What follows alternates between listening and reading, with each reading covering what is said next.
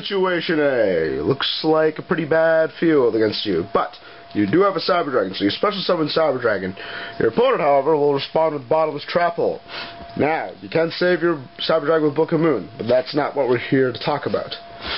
You can still actually go for a Chimera Tech Fortress Dragon, even if your own Cyber Dragon is face down.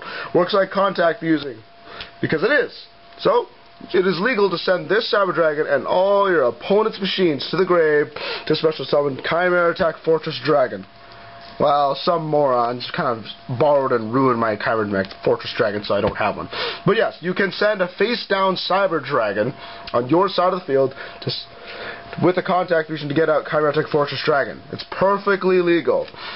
Incidentally enough, if you also have any other face-down machines, you can also use them as part of the fusion too. However, you can't use any of your face-down monsters on your opponent's side of the field just because you don't know, well, the game state doesn't know if they're really machines or not.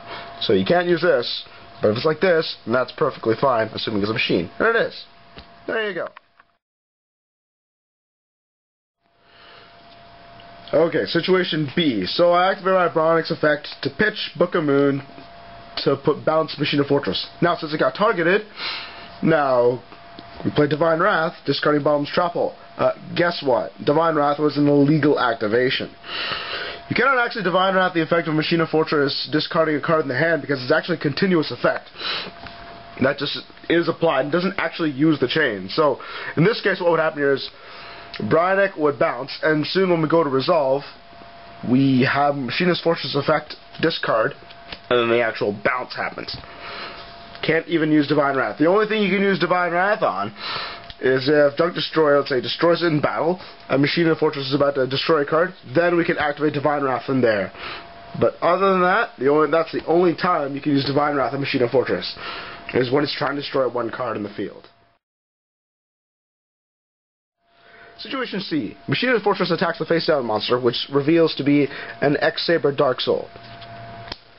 Now, in the end phase, the player likes to declare that he has to search for Dark Soul. You want to play Divine Wrath and discard this Bottomless Trap Hole. That is an illegal activation. You see, the real time when Dark Soul activates is when it gets sent to the graveyard. Once it's sent to the graveyard, it'll go activate. And this is where you play Divine Wrath. Activate, Divine Wrath, and negate it. That's where you negate it right there, actually. And then what all that does is just activates the effect, and it now creates the condition that during that end phase, it's now going to search. It doesn't even matter if this leaves the graveyard right after that. It's still going to search either way. So long as this activates in the grave and resolves fully, and once it's sent to the graveyard, then it's going to search. If you don't stop this activation, if you don't negate this activation right here, or prevent it from going in the graveyard period, then it won't get the effect. But other than that, what you have to do is attack Machina's Fortress in the Dark Soul. Dark Soul activates as it was sent to the graveyard. Then you go Divine Wrath, negate right then and there, and the end phase it won't search. That is the proper timing for Divine Wrath. Alright?